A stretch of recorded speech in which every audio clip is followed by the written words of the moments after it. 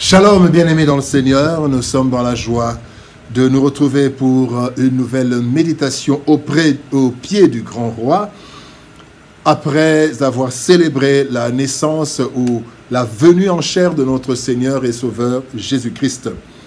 Nous sommes le mardi 26 décembre 2023, et nous vous saluons au nom de notre Seigneur et Sauveur Jésus-Christ. Nous allons lire un texte dans Jean chapitre 3, verset 16, nous avons déjà partagé ce verset, mais nous allons encore lire ce verset avec d'autres éléments que le Seigneur veut nous transmettre.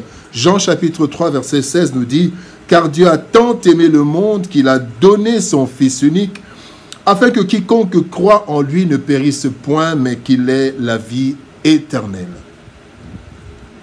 Le désir du Père. Le désir du Père, tel est le thème de notre méditation de ce mardi, 26 décembre 2023. Bien-aimés dans le Seigneur, la venue en chair du Seigneur Jésus que nous venons de célébrer a pour origine le désir du Père de sauver l'humanité.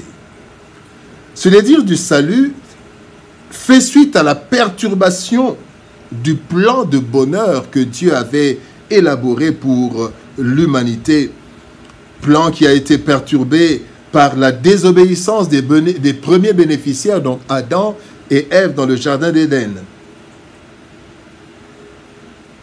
Puisque, selon sa justice, le pécheur devait mourir, et c'est ce qui a été fait, le Père, dans son amour, a initié le plan de salut à cause de son amour éternel. Le désir du Père est que tous les humains soient sauvés en Jésus-Christ. Voilà pourquoi il l'a envoyé par amour, pour que tous ceux qui naissent en lui soient sauvés, à l'opposé de tous ceux qui sont nés en Adam et qui étaient perdus. Le désir du Père, c'est donc, peut se comprendre donc en trois étapes que nous allons voir, trois étapes que lui veut voir dans nos vies. Et nous allons voir ces trois étapes comme trois leçons. Première leçon, première étape, prendre conscience de notre perdition. Dans Romains chapitre 3, verset 23, il est dit « Car tous ont péché et sont privés de la gloire de Dieu ».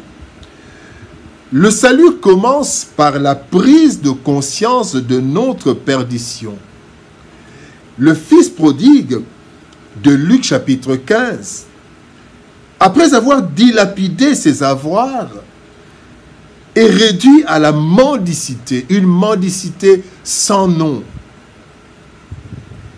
Alors qu'il était fils d'un homme riche. Mais un jour, la Bible nous dit, étant rentré en lui-même, il se dit, combien de mercenaires chez mon père ont du pain en abondance, et moi ici, je meurs de faim. Perdition. Luc chapitre 15, verset 17. Il a pris conscience de sa perdition. Il a pris conscience de son état malheureux après avoir tout dilapidé. Lorsque nous voyons notre vie, ses tourments, sa vanité et tous les maux qui nous entourent, nous devons rentrer en nous-mêmes et constater la perdition de l'être humain sans Dieu, même s'il nage dans l'or. En fait, la vie n'est qu'un voyage dont la fin peut intervenir à tout moment sans préavis. Et tout s'arrête, tout reste, et nous quittons tout. Ce n'est pas ça la vraie vie. Salomon, après avoir tout eu et tout vécu, finit mal sa vie. Et il déclare ceci: tout est vanité et poursuite de vent sur cette terre. Ecclésiaste chapitre 1er, verset 14. Le Père attend de nous, bien-aimés, une prise de conscience de la vanité de cette vie corrompue par le péché, même quand nous y vivons. Mais cette vie, bien-aimés, ne vaut pas la vie éternelle. C'est le désir de Dieu que nous puissions prendre conscience. Et la deuxième chose, la deuxième étape, le désir de Dieu est que nous puissions croire en Jésus. Deuxième étape, croire en Jésus-Christ. Dans Romains chapitre 10, verset 9, la Bible dit, « Si tu confesses de ta bouche le Seigneur Jésus, et si tu crois dans ton cœur que Dieu l'a ressuscité des morts, tu seras sauvé. » Notre seule issue, bien-aimés, c'est de croire en Jésus-Christ. Cependant, nous ne comprenons pas parfois le sens profond de ce mot « croire ». Car, à un certain niveau, tout le monde croit. Et on croit que c'est tout. Et à ce sujet, Jacques il déclare dans Jacques chapitre 2, verset 19, « Tu crois qu'il y a un Dieu, tu fais bien. Les démons le croient aussi et ils tremblent. » Les démons croient aussi qu'il y a un Dieu. Ils tremblent. Ils savent que Jésus est Dieu. Ils tremblent, mais ils ne sont pas sauvés. Croire en Jésus-Christ veut dire, nous voyons juste 5 choses. Première chose, croire en Jésus-Christ, c'est croire qu'il est Dieu et Fils de Dieu né en chair.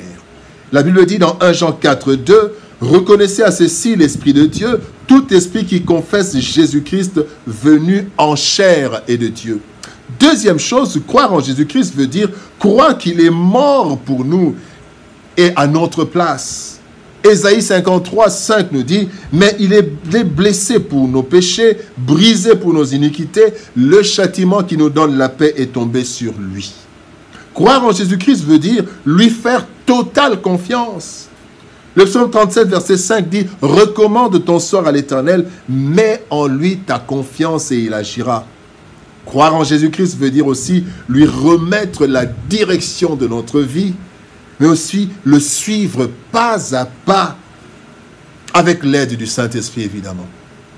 Croire. Le désir de Dieu est que nous croyons en son Fils. Troisième étape, le désir de Dieu est que nous puissions recevoir la vie éternelle. 3. Recevoir la vie éternelle. Jean 17, 3 nous dit, « Or la vie éternelle, c'est qu'ils te connaissent, toi, le seul vrai Dieu, et celui que tu as envoyé, Jésus-Christ. » Bien-aimés, Dieu, au commencement, avait prévu pour nous une vie éternelle. Nous l'avons perdue en Adam et Ève lorsque, après la désobéissance, ils ont été chassés du jardin d'Éden, tel qu'il est écrit dans Genèse, chapitre 3, verset 24. C'est ainsi qu'il chassa Adam et il mit à l'orient du jardin d'Éden des chérubins qui agitent une paix flamboyante pour garder le chemin de l'arbre de vie. Cependant, bien-aimés, l'amour de Dieu a été supérieur à sa justice. Il a sacrifié son Fils devenu simple homme, Philippiens 2, 7. Et Jésus a donné et repris sa vie pour que nous ayons la vie éternelle en lui. 1 Jean 5, 12 nous dit, « Celui qui a le Fils a la vie, celui qui n'a pas le Fils n'a pas la vie. » Avoir la vie éternelle, c'est de connaître Jésus et de connaître le Père qu'il a envoyé. Que nous ayons la vie éternelle est le désir du Père. La mission du Fils est notre responsabilité.